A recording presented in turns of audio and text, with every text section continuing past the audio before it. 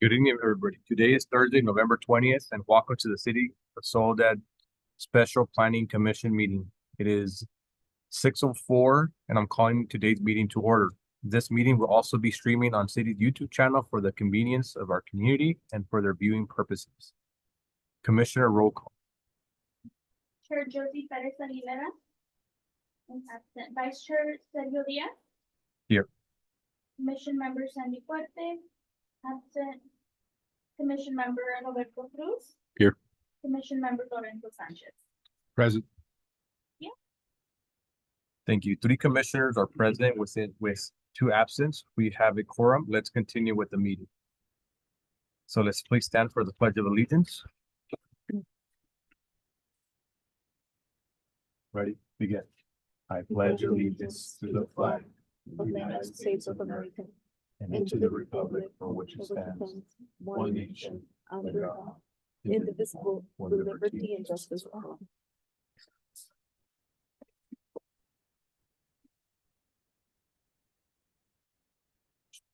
Thank you for everybody. So we'll move on to public comments, announcements, and unscheduled appearances. At this time, any member of the public may address the commission on items of interest to the public that are within the matter or jurisdiction of the planning commission. Speakers shall have limited time. Please be brief and to the point. No action or discussion shall be taken on any item not appearing on the agenda, except that commissioner members may briefly respond to statements made or questions posed by the members of the public.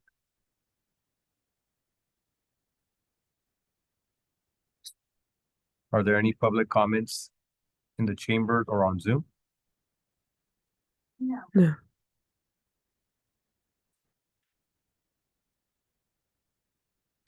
No comments? Next item, public hearing. So item number 1. Resolution number 2025-08, resolution of the Soledad Planning Commission, recommendation adoption of ordinance number 776, an ordinance of the City Council of the City of Soledad, amending various sections of Title 17 zoning of the Soledad Municipal Code and incorporate new regulations pertaining to allowance uses to the City Council of the City of Soledad.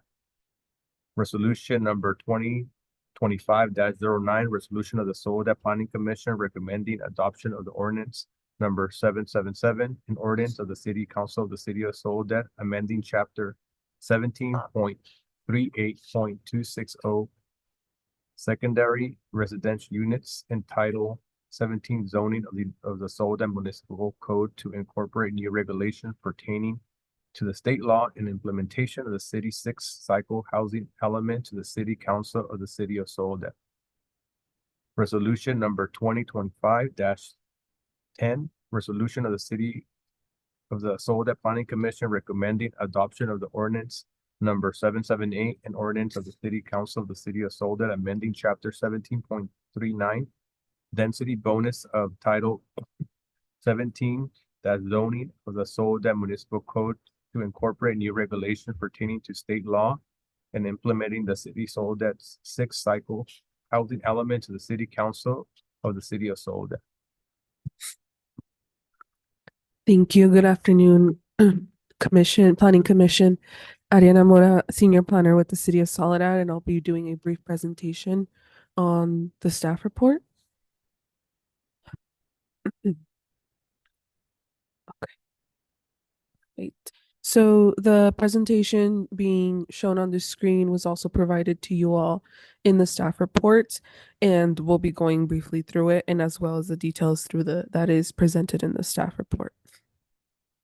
Ultimately, the proposed amendments and ordinances that we're providing tonight for review and consideration of approval from the city, from the Planning Commission is a series of zoning amendments to comply with state housing laws and implement housing element programs.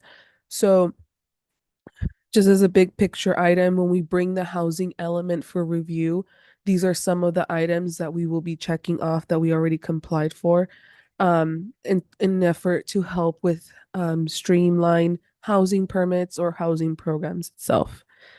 So these ordinances are intended to remove regulatory barriers, facilitate infill and affordable housing development, streamline local developments, and increase home production across all levels. It'll eventually help meet the regional housing targets, known as ARENA numbers. And then after approval of some of these ordinances, in particular the ADU ordinance, we will have to report to the state what we have approved from the Planning Commission and ultimately from the City Council. As I mentioned, these amendments implement the City of Soledad six cycle housing element. They align with the state housing laws, and this work was a effort that was completed through a consulting firm called Placeworks. We hired them, and they're also our general plan and housing element consultants. But based on a REAP 2.0 grant that we obtained from AMBAG, which is a regional agency, we received $79,985 to help with these efforts. So pretty much Placeworks did the work for us to see where we can improve our zoning code and where we need to comply with state law. They made the edits, we reviewed them, and we talk with Placeworks to make sure it fits in with what Soledad is aiming for. And we're now proposing those edits tonight to the Planning Commission and eventually to the City Council. And eventually, this helps facilitate infill and affordable housing, as mentioned, across all levels.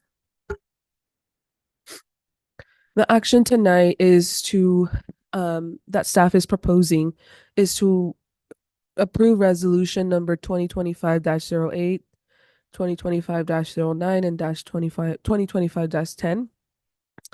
And there's two different options. It would be either as presented or with adjustments to any of the proposed language or clarifications that you would like implemented in the ordinances. As a reminder, it is a state law that we have to comply for. Therefore, the action cannot change, but if there's any adjustments that you would like for us to implement in these ordinances, then we can do so and refine some language to help with clarification.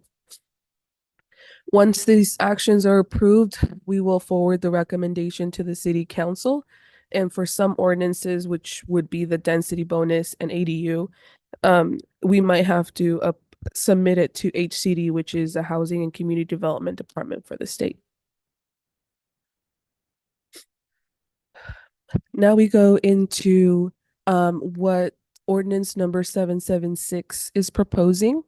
But before I get into details about ordinance 776, I know I talked about state law compliance, so if there's any questions on that, I'm happy to answer them at this time. What assembly bill are we following? For ordinance number 776? That will be based on different types of allowable uses. So it's updates to existing bills where the density bonus, I'm not too sure which bill that is in particular, or ADU such as SB 9 and SB 2 as well. But we will get more into details about that.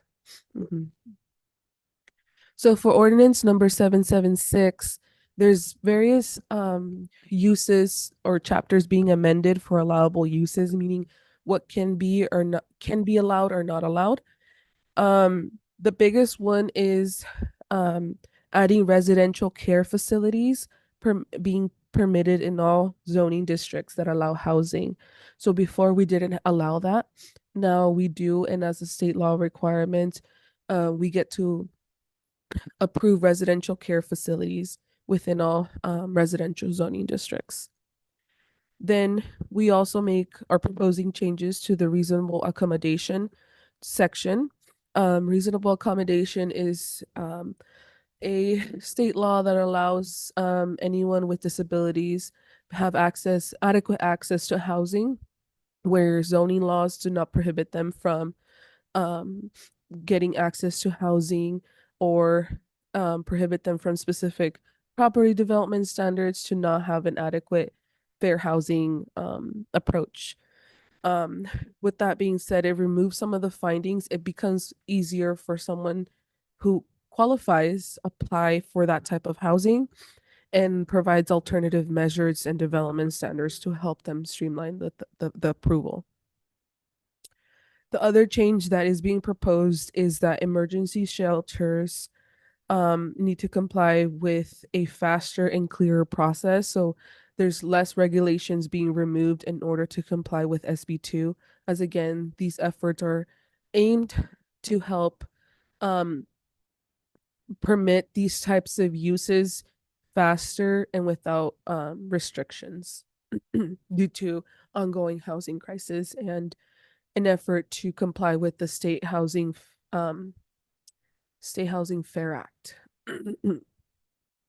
The other change that's being proposed is that now condominiums are permitted in the R1, R1.5, and R.2 and R3 district zones, which is almost all the residential zone except the ones that have mixed use housing. So they're allowed by right now, where before if someone wanted to bring in a condominium project, they would need a conditional use permit, which would come here for review and approval. And because of, again, the streamlining efforts that the state is making us do is an effort to remove this barrier of having an extra review and having their project approved faster. Excuse me. The last change being proposed is the density change in the R2 zone. Before, we had a maximum density of 12 units per acre in the medium density zone.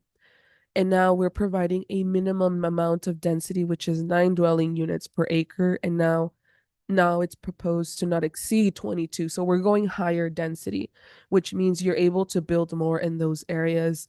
And this is important because part of our housing element, our goal was to remove some of these lower density areas and see how we can build more housing units in effort to promote more affordable subdivisions or more housing in parts of town that may have enough room to provide more than what was limited before.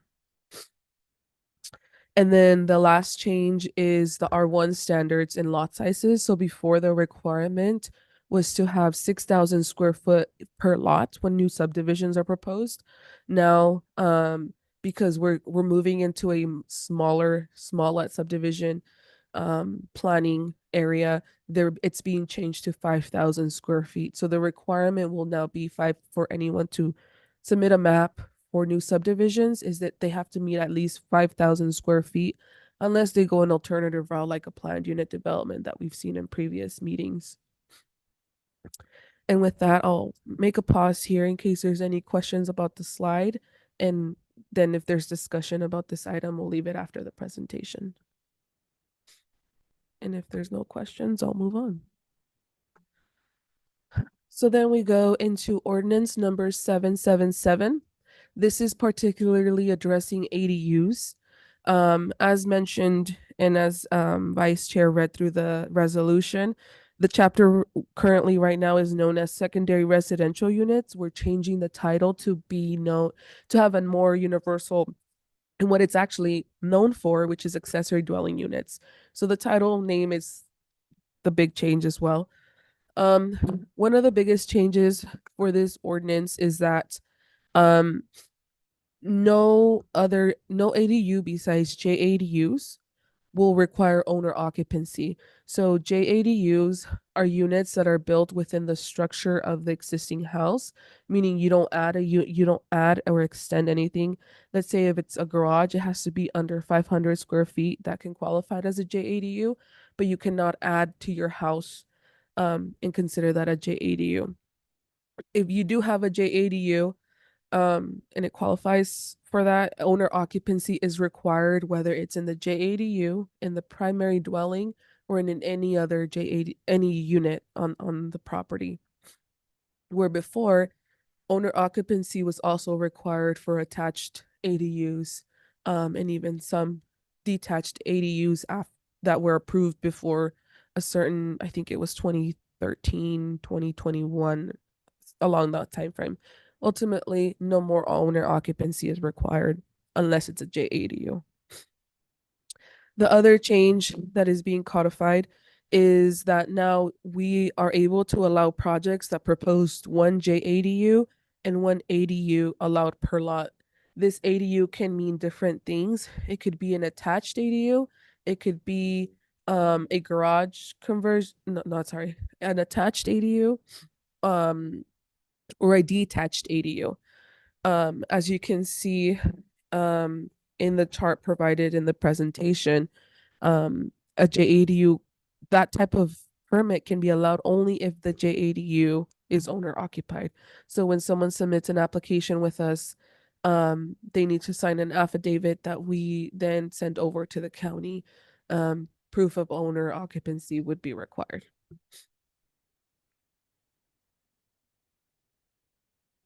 The other change is that we defined the floor area and setbacks for existing accessory structures, meaning before our code was a little confusing in terms of what would happen if there's an existing garage on my property. I don't want to move it or anything, but it's on the property line. Can I convert that to an ADU? And the short answer is yes. But our code was not defining that correctly, so we made those modifications. Where now any accessory structures that are capable to be turned into an ADU are grandfathered in. The other change is that there is a maximum height adjustment to the code, where now ADUs can be up to 2 stories, or by the base of the zoning district, or the size of the primary home, whichever is lower. So in the zoning, let's say single family area, you can go up to 2 stories. But if your primary home is not 2 stories, then you could only have it up to 1 floor. But let's say you have a 2-story home in a single family area, then you can have a 2-story ADU. And then the last change for development standards with ADUs is that there's no more parking requirements for any type of ADU. So before, sorry, I will take that back. There's no parking requirements for attached ADUs, only for detached ADUs. So if you have a detached ADU, you may be subject to at least 1 parking spot on your property. However, there's certain exemptions. You have to be within half a mile of a transit stop. What really helps Soledad, well, I guess help applicants applying for detached ADUs, is that now we have a circulator bus going throughout. Therefore, a lot of the detached projects that we get are exempt because they're near bus stops. Therefore, they don't have to provide a parking spot on site. Since we're talking about ADUs, what about the sale of an ADU? That state law allows. That's something we want to address in the ADU. That is like- It does talk about the sales of ADUs. I believe it doesn't allow us to the lot has to be subdivided in order for you to sell the ADU, or have to create a primary dwelling and then create an ADU with it. But you have to subdivide the lot, and it is integrated into the ordinance as well. ADUs are restricted to only be rented for a longer of a period of 30 days, or up to longer than 30 days. And that language is also implemented from our last revision to this ADU ordinance. Yeah, so a lot of the modifications that we're proposing now are defining development standards and what you can or cannot do with an ADU. In 2023, we did bring forward again this ADU ordinance, and that's where major additions to the sales of ADUs and also code enforcements for ADUs. We added 2 sections regarding the regulations of what you can do when an ADU is constructed illegally, and enforcement regarding illegal activity on the ADU and things like that. Any questions on the ADU ordinance? And the last ordinance for this action is ordinance number 778, which is the density bonus chapter. As mentioned, this covers a housing element program 2.2.4, where it directs the city to adopt and maintain density bonus provisions consistent with state law. In some of the changes that we proposed were clarifying what affordable units mean, providing definitions for very low income household and senior housing. As we know, those are categories that need to be specifically defined when we approve applications because they do involve different income levels. These amendments also establish a clear process for requesting density bonus, concessions, and incentives. So when someone requests an density bonus, that means that they want to be exempt from specific property development standards, and as a return, we want more affordable housing units. So they would give us more affordable housing units than what they're required to have already.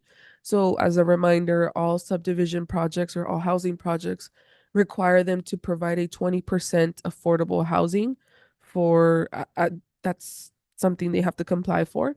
But if they request a density bonus, that means they get to build more housing and can request concessions or waivers from specific property development standards to make those units higher. But in return, we want more affordable housing units. So that's what the density bonus law aims to do.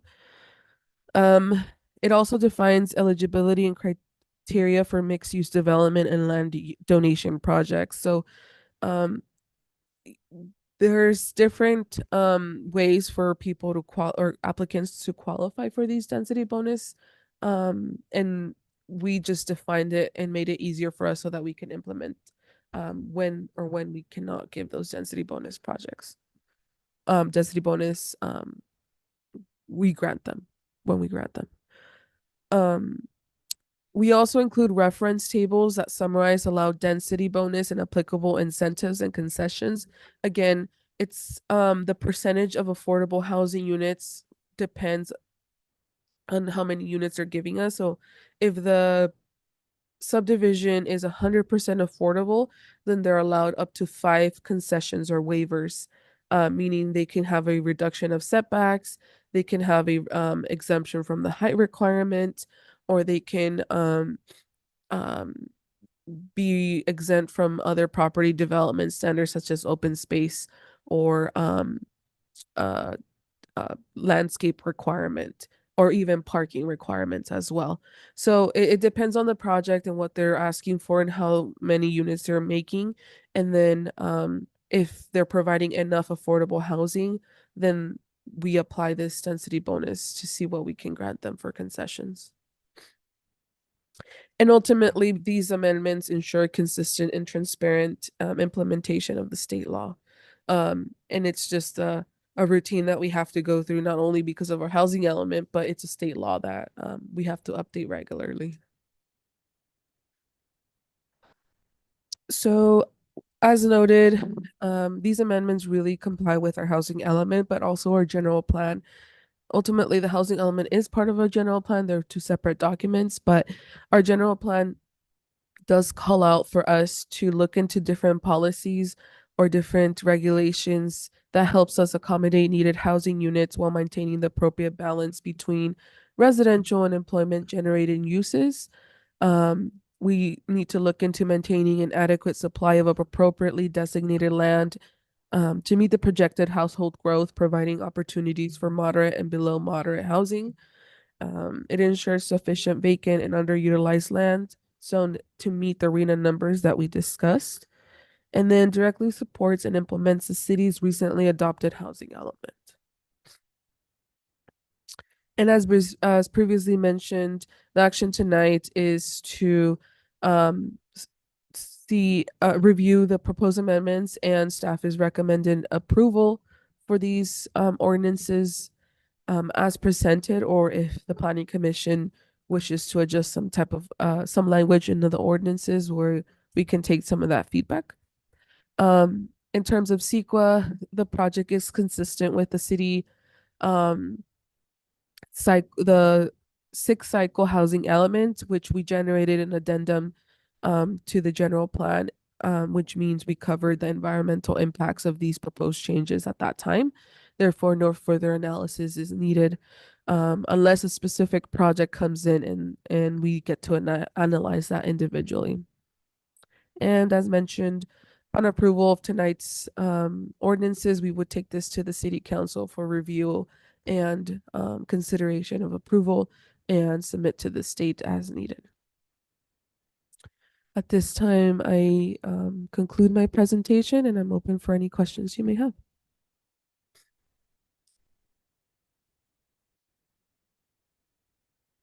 Is there a deadline that we have to submit to the state?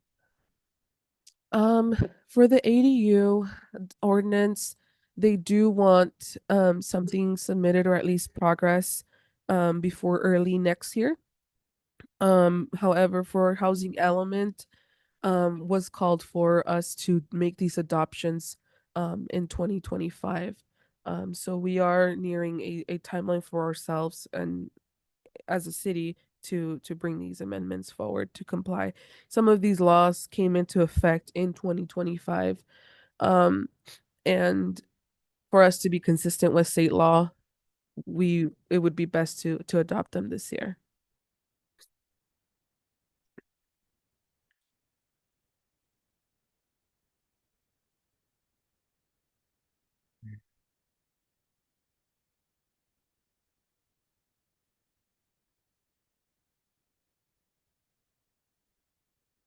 But I know you were talking about the parking requirements only for detached ADUs.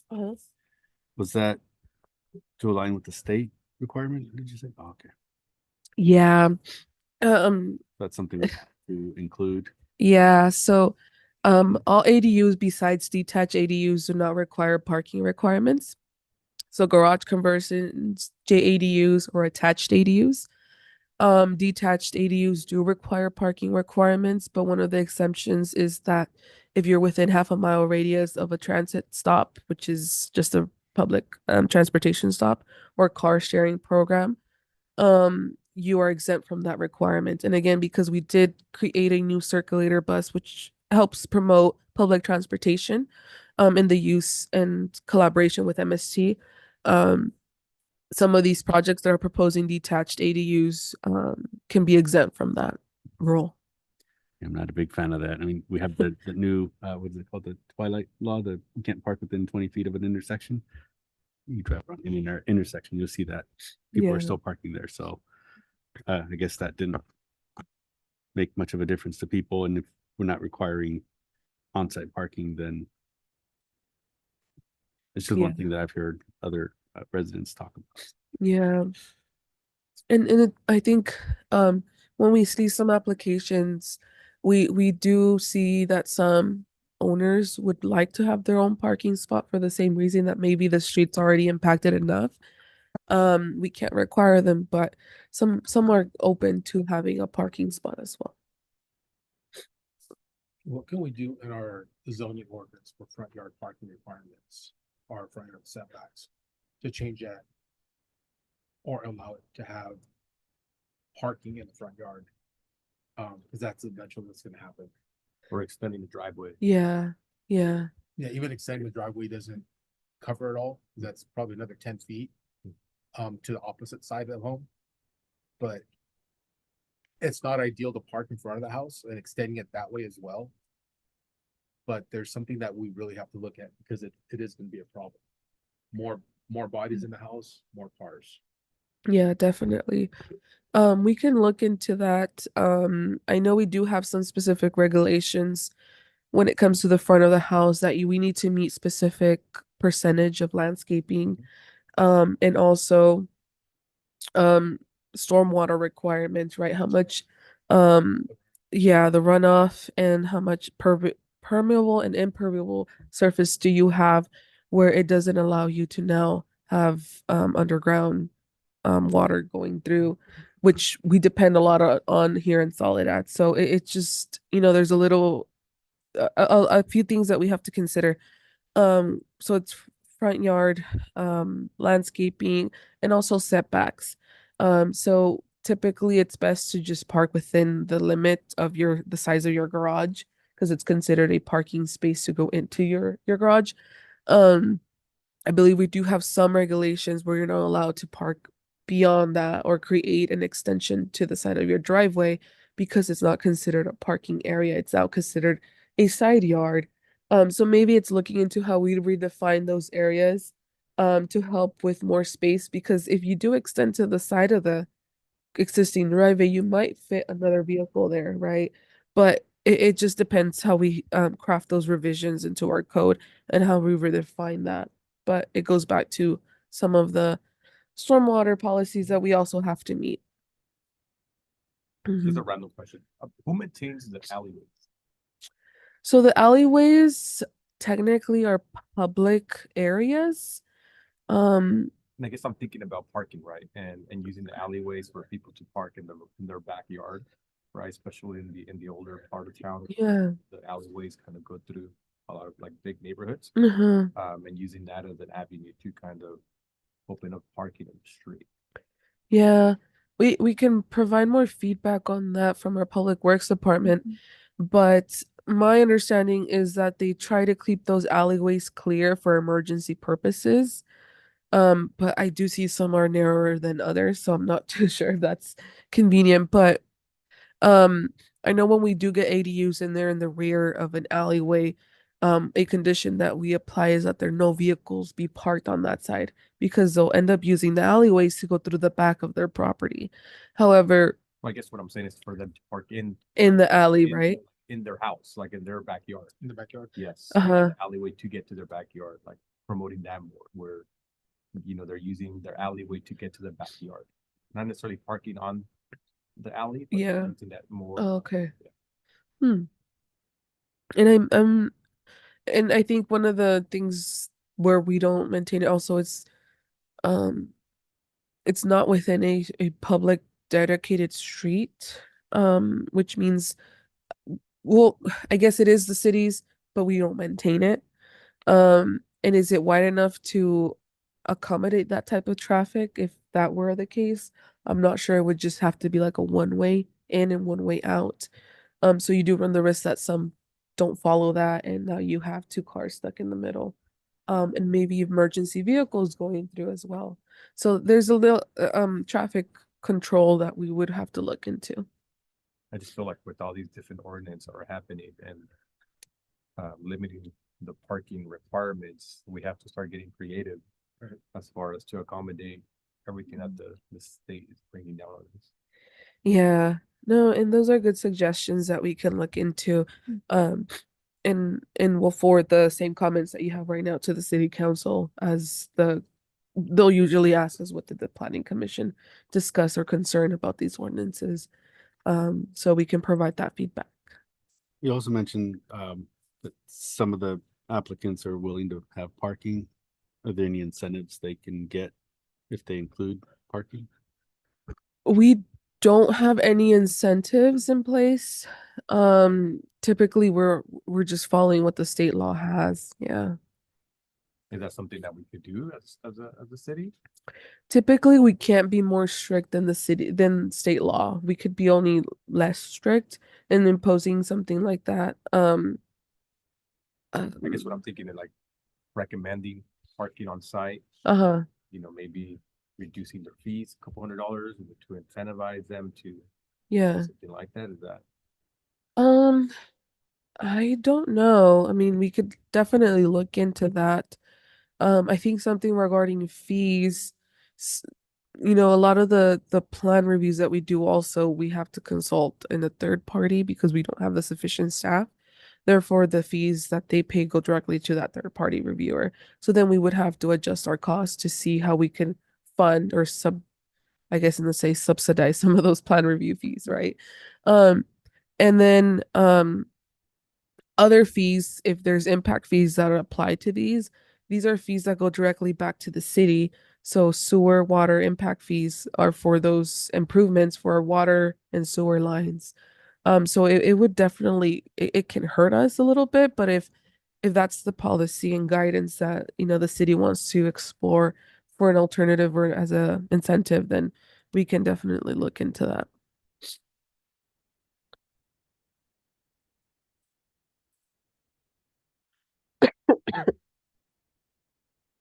Any additional questions?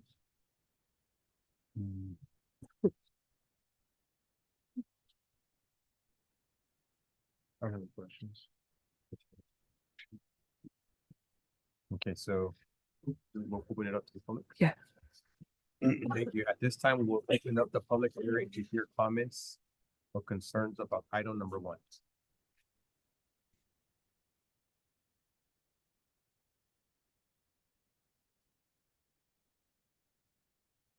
Do Any we have any comments? comments, Andrea? And we'll close public hearing and move on to discussion. Do we have any commissioners who have any questions or comments in regard to this item? Any final thoughts? No, not for me. Not for me. Does anybody want to make a motion? And just for the motion, Yeah. and since the you initially read the entire resolution, that's fine. So you can only say the numbers of the resolution Oh. to make it easier. If you, yeah. Don't mind it somehow. Saw it in here. They're obligated to the solution of the. So you don't have to say You don't have what to it say is. everything if you don't. You can just do the motion to approve the solution number 2025-08 and then 2025-09, 2025-10. This one. All right, guess I'll make a motion to approve resolution 2025-08, resolution 2025-09, and resolution 2025-10.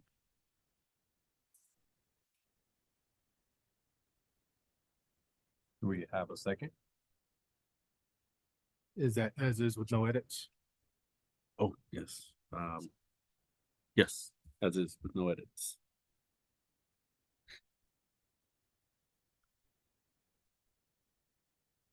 I'll second it.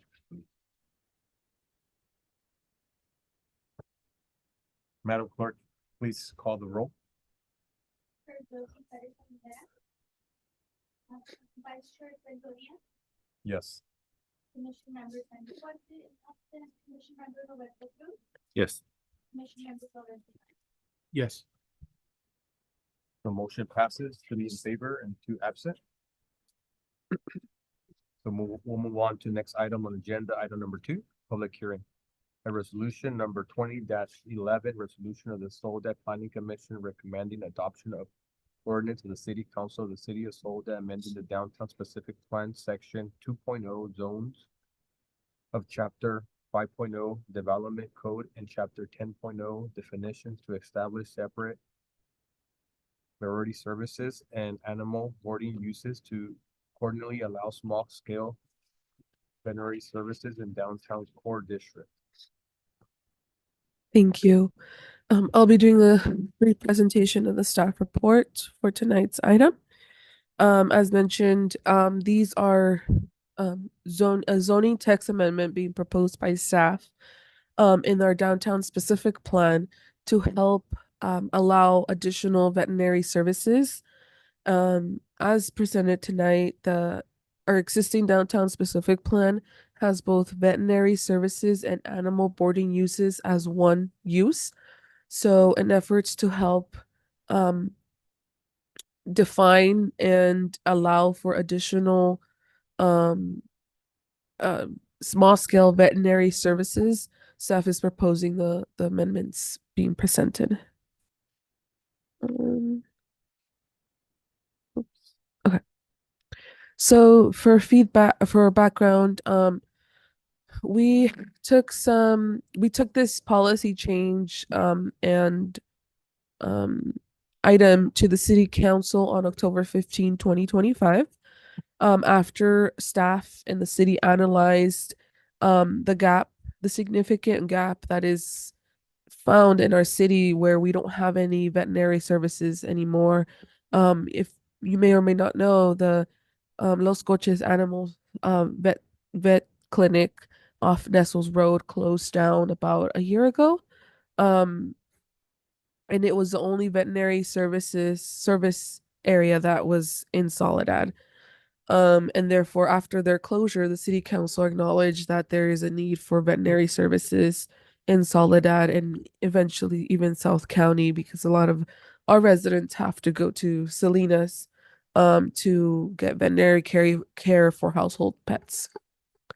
By proposing these amendments, we have a clear land use distinction for veterinary related services and expand opportunities for small scale appointment based veterinary care in downtown Soledad. So, upon approval of the proposed amendments, we get to um, allow small scale veterinary services be appointed in downtown Soledad for minor stuff, and we'll get into detail what that means. And as I mentioned, this comes after analyzing and identifying a gap in allowed uses related to veterinary services. Right now, they're only allowed in industrial areas, which is towards the south end of town, where Los Coches Animals clinic was provided, and in certain areas of our downtown, but the only area that it's not allowed, it's within our downtown core. As mentioned, the action tonight is to approve resolution 2025-11, or that's the recommendation that staff is proposing, as presented or with adjustments of the proposed language to clarify any meaning. And as mentioned, this is a proposed ordinance direction that was provided by the city council. Therefore, they tasked the planning commission to review the adjust language and see what is clear to move forward with the proposed change. Upon approval, we will forward this back to the city council and provide any feedback of today's meeting. As I mentioned, the downtown specific plan is really what guides the center core of Soledad. We have 5 zoning districts, each with different development standards that support the desired downtown character. In the map in the screen, you'll see the different zones. The downtown core in specific is the darker red centered area that encompasses, like, has all of Front Street up to Monterey, part of Monterey Street. And then there's different zones such as the downtown edge zone, which is in the entrance and the end of Front Street. Monterey Street zone centered in Monterey Street. Railroad corridor, which is on the opposite side of the railroad. And then the gateway zone, which is passing the underpass.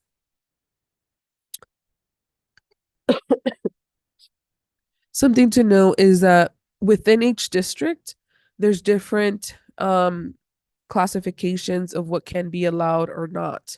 So P is known as permitted. MUP is a minor use permit. CUP is a conditional use permit. And if there is a hyphen, that means it's prohibited. With a permitted use, you can have that use by right unless anything else is triggered at discretional review. Minor use permit, which is a unique thing to the downtown specific plan, is a smaller permit that we still notice it out to the public. But if the public wants to talk about it further or request to have a hearing, then it will be brought back to the planning commission. Whereas a conditional use permit, it still gets noticed, but it directly comes back to the planning commission. So a minor use permit is just giving a chance to the public to understand what the project is about. If there anyone argues against it, we'll bring it to a hearing. If not, it gets approved. Permitted uses are generally processed administratively, and as I mentioned, MUPs and CUPs require additional review and public hearing. The proposed amendments, again, it implements council direction by updating land use regulation within the downtown specific plan. It also creates separate categories for veterinary clinics and veterinary services, as well as separating animal boarding and daycare uses, where currently it's being proposed as only one type of use. So in the chart there in the middle, you'll see that it says veterinary clinic and animal. Let me make, yeah. It says veterinary clinic slash excuse me, animal boarding and daycare. We want to remove the animal boarding and daycare. Excuse me. Animal boarding and daycare use so that they're all defined individually and we have different levels of what veterinary services can be provided. So as I mentioned in the downtown core, right now both services are not allowed. What we're proposing is that animal boarding and daycare is separated but also prohibited within the downtown core to keep that same consistency. And then in the veterinary services, we're allowing it as a minor use permit where we would still notice it out to the public, but if there's any major concerns, then we would bring it back to the planning commission to review. So if there's no concerns for anything like that, then we would just approve the use. We could still apply this, staff would apply specific conditions, whereas if it comes to planning commission, the planning commission would propose conditions as reviewed. Within the downtown edge, right now the use as it is, it's under an MUP, a minor use permit. We're just keeping it consistent as it's currently is right now. So animal boarding would still be as a MUP, and veterinary services, which is limited treatment, is an MUP. The same thing with Monterey Street, but they propose a CUP. And the reason for that is that it's closer to residential areas. So animal boarding and maybe veterinary services can cause a significant effect when it comes to noise in the nearby neighborhoods. And then the railroad corridor and gateway are being proposed as permitted. So those are the types, that's the distinction and the difference of where these districts land when it comes to veterinary clinic services and veterinary services. And we'll go into detail what that means and what is the difference. But as you see in the chart, the only excuse me, area in our downtown specific plan that prohibits that use is the downtown core. So the efforts tonight is to allow it and efforts to expand more opportunities for those that want to provide these types of services. So now we go into what does that mean?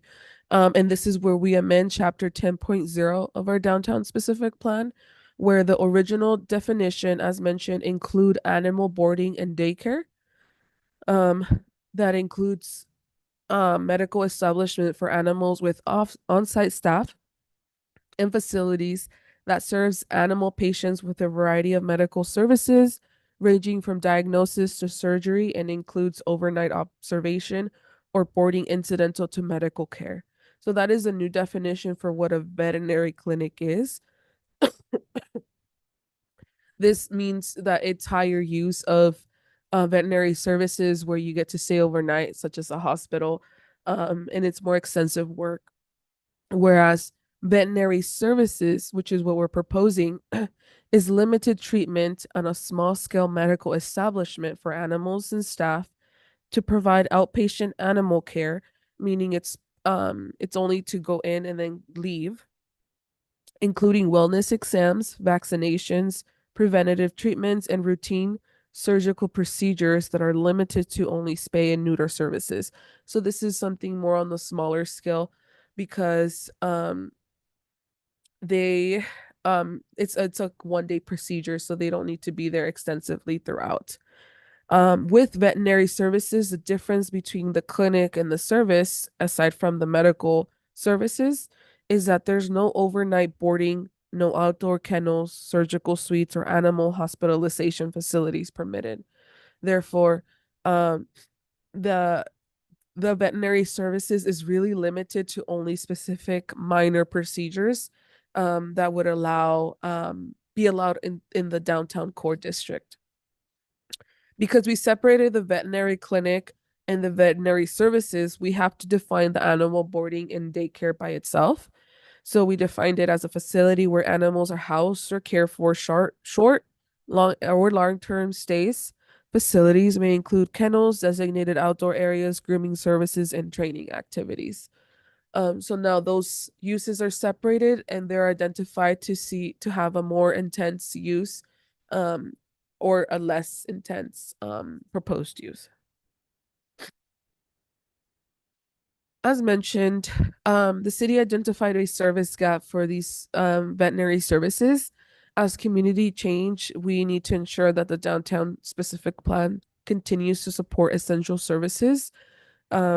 Veterinary clinics are prohibited right now in downtown core, and staff believes that upon approval of this amendment, we get to provide a variety of or opportunities for small scale providers to come in and provide those types of services.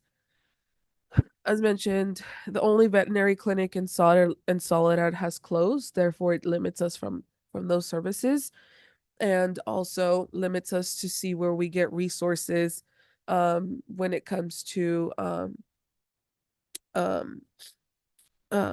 wellness clinics or any other services that veterinary clinics can offer. As mentioned, our current challenge right now is that the downtown core district does not allow these types of services. In an effort to provide a wider range of services, the proposed amendments makes it become allowable. And upon approving this amendment, we improve access to basic pet health care, reduce the need for residents to travel outside of the city, and support public health and animal welfare. Because it could also mean that some of these vet services or proposed agencies can help with any what is it called, animals that are roaming around. I forgot what they're named. Feral animals. Thank you. And then in terms of our general plan compliance, we see that it does meet our land use and economic development standards, or policies. Again, we're accommodating the balance between our growth in population and employment generating uses. We're ensuring adequate commercial land to meet the present and future needs of our residents, encourages the attraction and retention of commercial tenants in undersupplied sectors. And ultimately, as I repeated, it's a city council direction to analyze and review this proposed policy change to see how we can provide those veterinary services in our area. At this time, the Planning Commission is tasked to review and consider approval of resolution number 2025-11 as presented or with any adjustments or clarification to the proposed language. For the environmental analysis, this amendment qualifies as a categorical exemption under CEQA guidelines 15303, common sense exemption, and 15061. As it only consists as a text amendment regulating allowable land uses and definitions. So any project that comes forward after can be analyzed individually for any proposed environmental impacts. If approved tonight, this amendment will be forwarded over to the city council for review and approval, and will be providing any additional feedback the planning commission has. At this time, I conclude my presentation and I'm open for any questions you may have. Do we start or do I start public comment? If there's any questions right now, it would be good for questions and then public comment, but if there's no questions, then I have a question. What were the major changes that triggered council to have come back to planning commission? so it's ultimately the service gap that we don't have any veterinary services and there was a lot of conversations between residents and the council. So this policy is coming into play after the city council was going through an extensive workshop for their strategic plan, meaning what are the goals for the city for the next few years. And a lot of the conversation and engagement relied upon vet services. And so the city was tasked to look into what vet services can we provide. In an effort for us to provide services, we look into our zoning code to see where we can provide and see how we can streamline those efforts.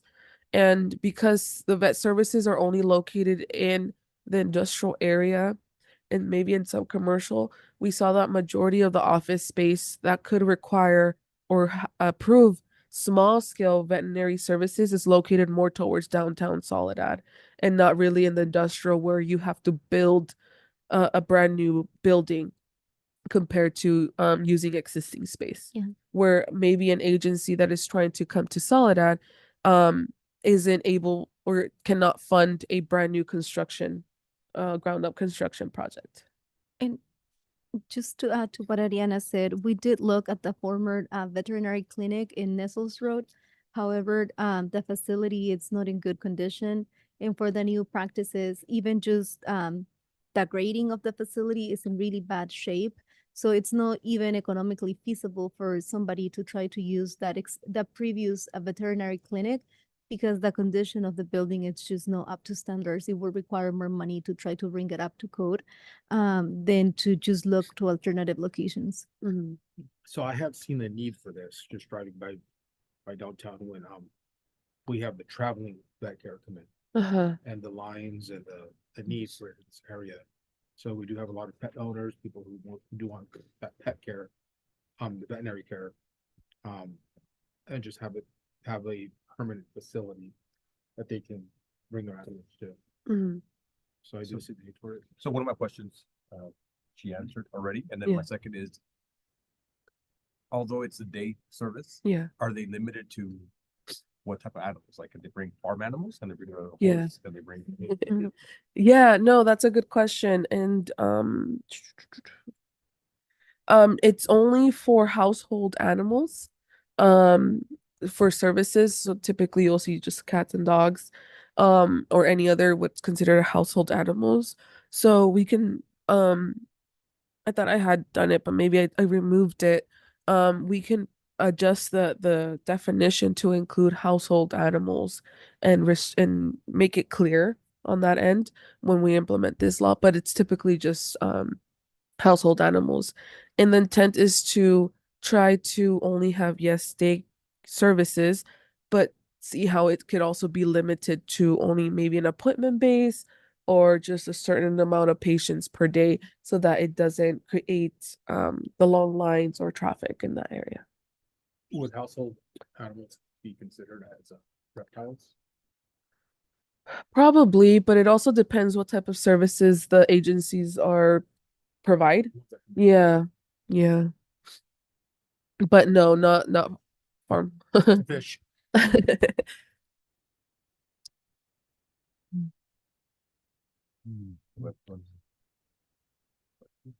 No. Okay, so at this point, we'll open it up for any questions or concerns to the public.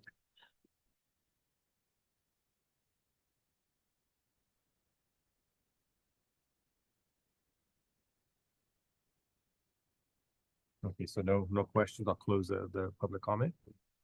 Do we have any final commissioner questions, comments, concerns? I appreciate all the work that you put into this.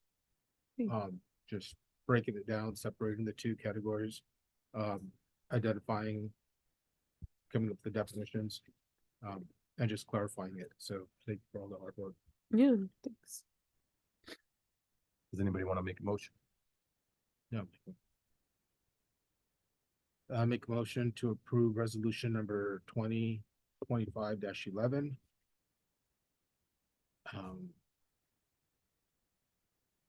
For the resolution of the Soledad Planning Commission to adopt the ordinance of the City Council of the city of Soledad, amending the downtown specific plan, section 2.0, zones of the chapter 5.0 development code, and chapter 10.0 definitions to establish separate veterinary services and animal boarding uses, and to conditionally allow small scale veterinary services in the downtown core district.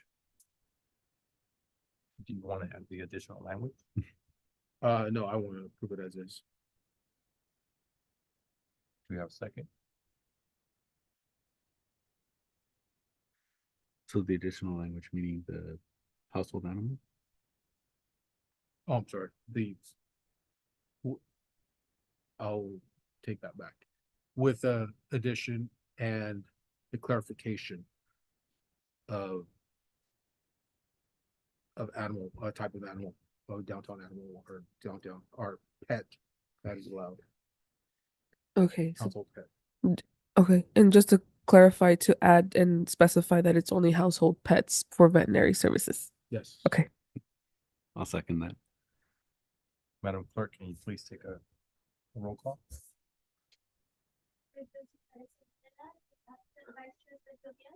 Yes.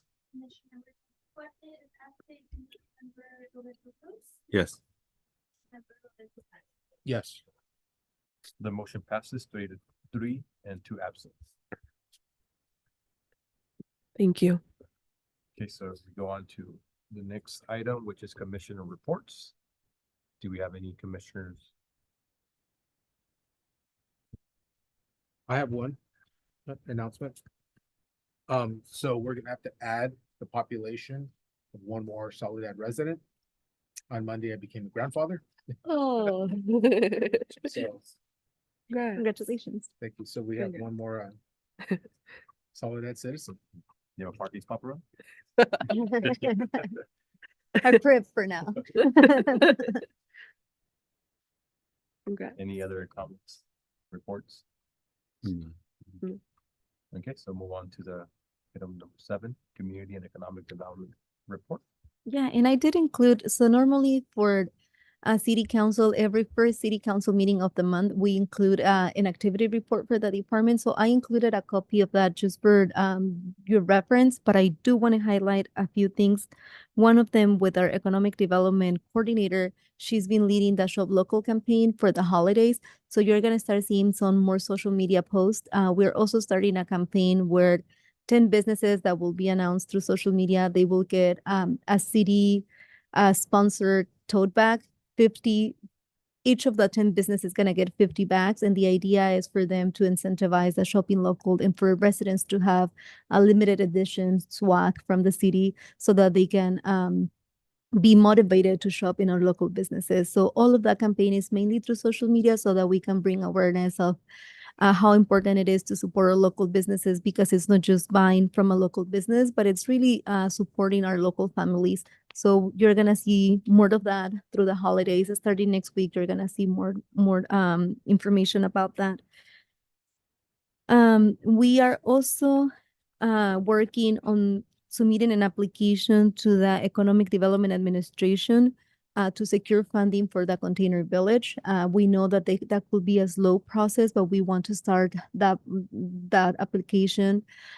We are also, we came before City Council to seek approval to submit an application for the next CDBG NOFA.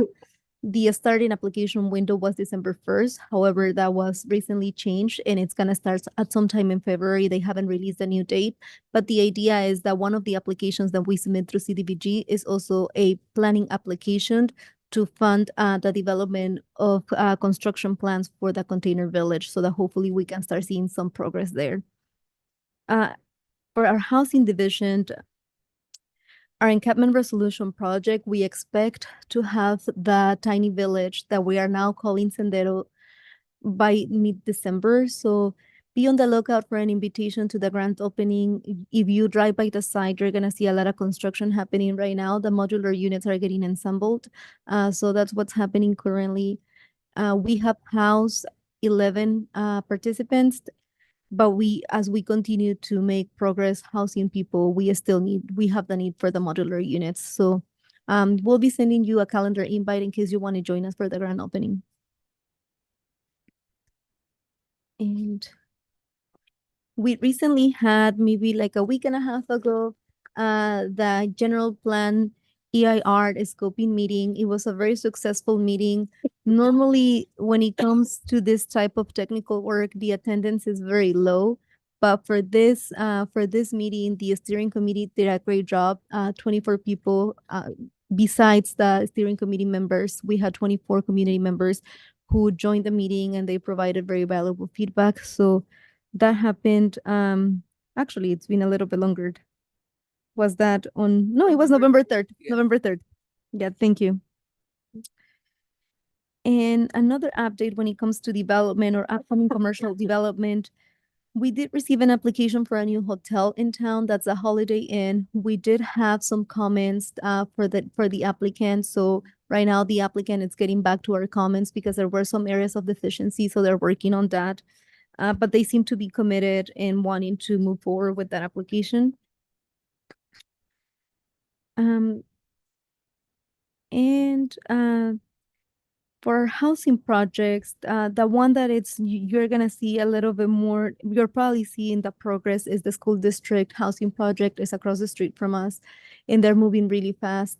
So we're gonna have a couple other projects coming before Planning Commission, probably in January, which includes Almond Acres and just Almond Acres for now, yeah. right? Just Almond Acres. Yeah, so you will have a presentation about Almond Acres hopefully by early January. Mhm.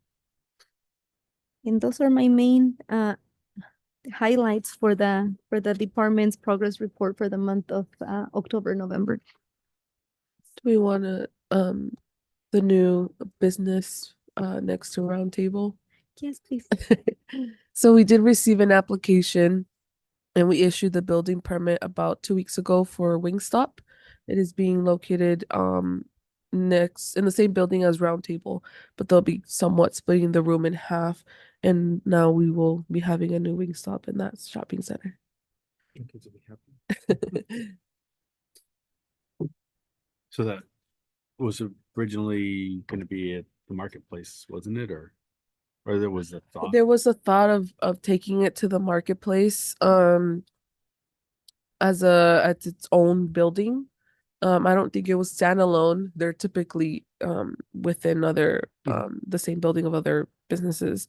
But at this time we haven't received an update on the marketplace.